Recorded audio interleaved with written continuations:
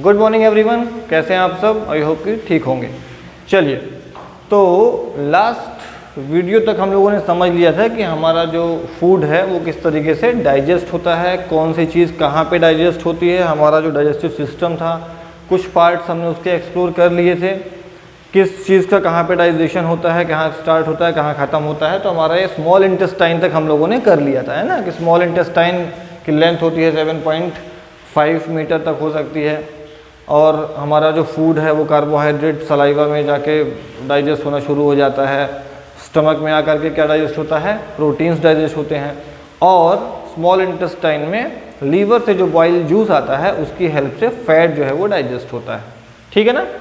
तो डाइजेशन तक हमारा कंप्लीट हो गया था। अब उसके हम लोग आगे बढ़ते हैं।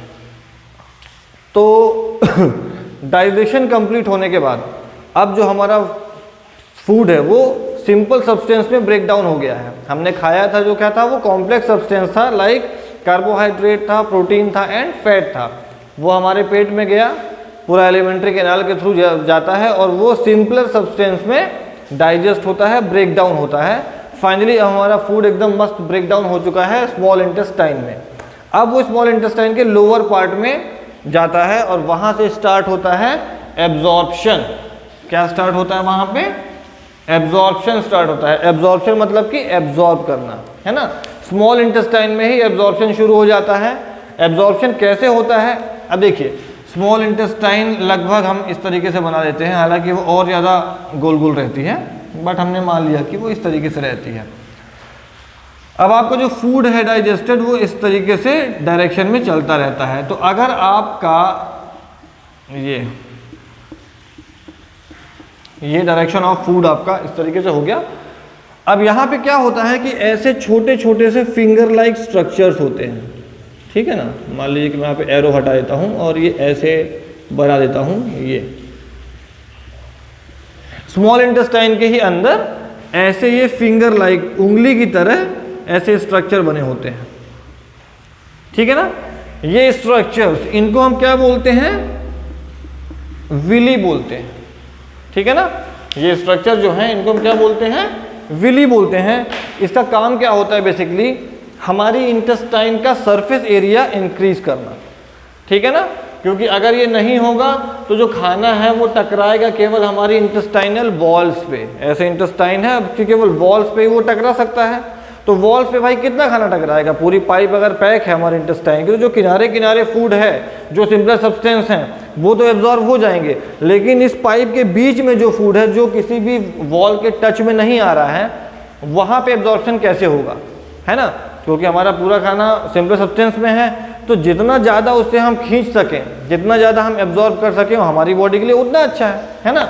तो ये जो स्ट्रक्चर्स हैं विली, इनका काम यही होता है हमारी इंटेस्टाइनल सरफेस एरिया को इंक्रीज करना।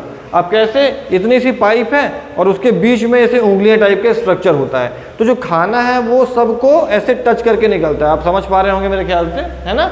जो फूड आ रहा है वो इन उंगलियों पे ऐसे टच करते हुए निकलता है और इसका सरफेस एरिया बढ़ जाता है। विलीज में क्या होती हैं? स्मॉल स्मॉल ब्लड वेसल्स होती हैं, है ना। सीधे सीधे खून की जो वेसल्स होती हैं वो इसमें रहती हैं, इंटेस्टाइनल वॉल्स पे भी होती हैं। तो हमारा खाने का जो संपर्क करने का एरिया है वो बढ़ जाता है। ठीक है? अब जितना बार खाना टकराता है उतनी बार जैसे वो टकराता है तो वहाँ से जो सिंपलर सब्सटेंस है, जैसे कि फैटी एसिड्स है, अमीनो एसिड्स है, ग्लूकोज है, ये सब फटाफट से ब्लड वेसल के अंदर हो जाते हैं। तो समझ में आ गई बात ना। अगर ये नहीं होगा तो इतना अच्छे से एब्जॉर्प्शन हमारा नहीं हो पाएगा। These finger like structure are called villi. इसको ध्यान रखना है, इंपॉर्टेंट है। ठीक है ना? तो चलिए ठीक है, यहाँ से हमारा जो है वो ब्लड वेसल के अंदर हमारा जो सिंपल सब्सटेंस है वो चला गया, एब्जॉर्प्शन हो गया। ठीक है?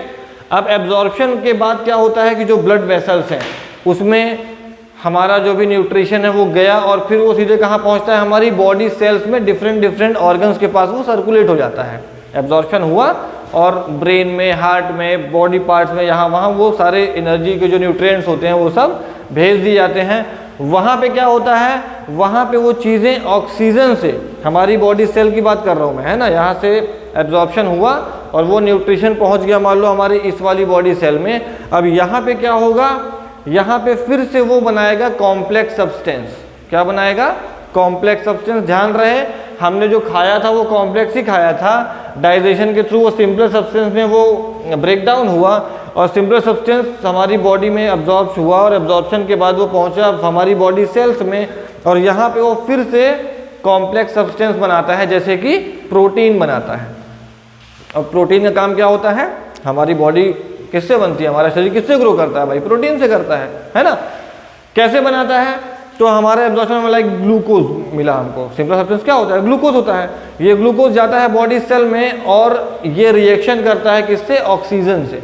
ऑक्सीजन हम लेते हैं ना, सांस लेते हैं, वो सांस का यही काम होता है। ऑक्सीजन हम क्यों लेते हैं, उसका एक्चुअल जो काम है वो यही होता है कि जब रेस्पिरेशन के थ्रू हम ऑक्सीजन अंदर लेते हैं तो ऑक्सीजन हमारे फेफड़ों के थ्रू हमारे ब्लड के साथ पहुंचती है इस बॉडी सेल में और ग्लूकोज हमारे पेट से एब्जॉर्ब होकर के पहुंचता है इस बॉडी सेल में। तो यहाँ पे फाइनली आपको क्या क्या मिल गया बॉडी सेल में, आपको एक तो ग्लूकोज मिल गया प्लस यहाँ पे आपको ऑक्सीजन मिल गई। ये दोनों ही चीज़ें चाहिए होती हैं। समझ में आया, तो हमारी जो बॉडी का स्ट्रक्चर है वो इस तरीके से बना है कि किसी भी चीज़ का सबका एक सिस्टम होता है। तो जो हम ऑक्सीजन लेते हैं तो सोचते होगे ना कि उसका होता क्या है, आखिर वो ऑक्सीजन जाके करती क्या है। तो ऑक्सीजन एक्चुअल में यही काम करती है।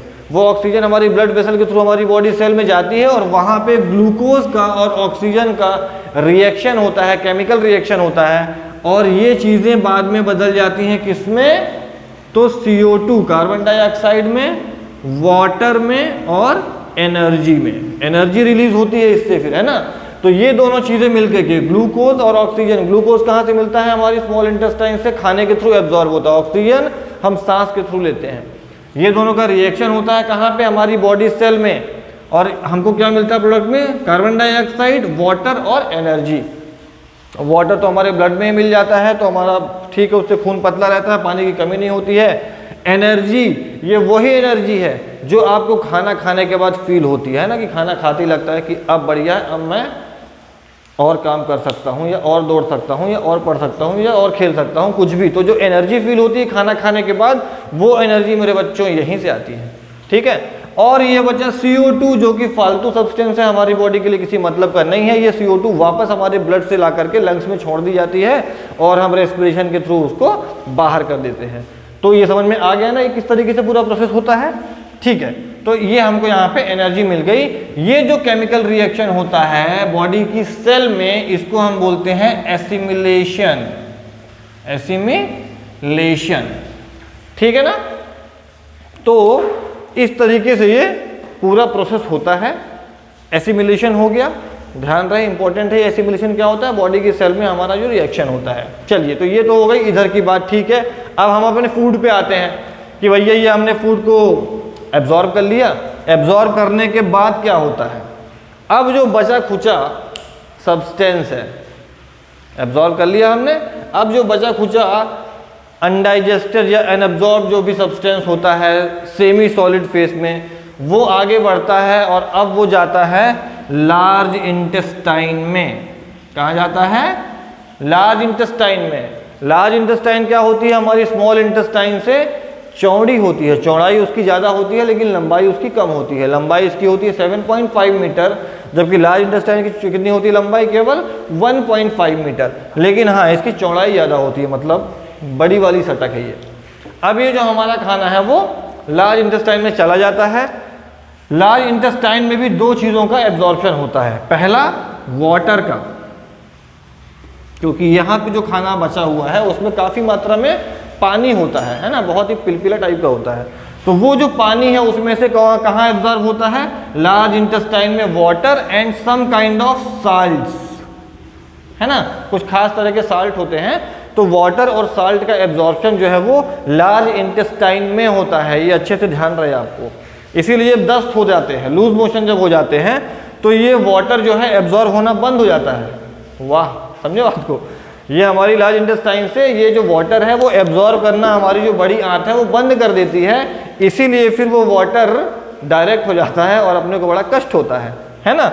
और इसीलिए भी हम क्या फिर पीते हैं, ORS घोल पीते हैं, सुना होगा ना।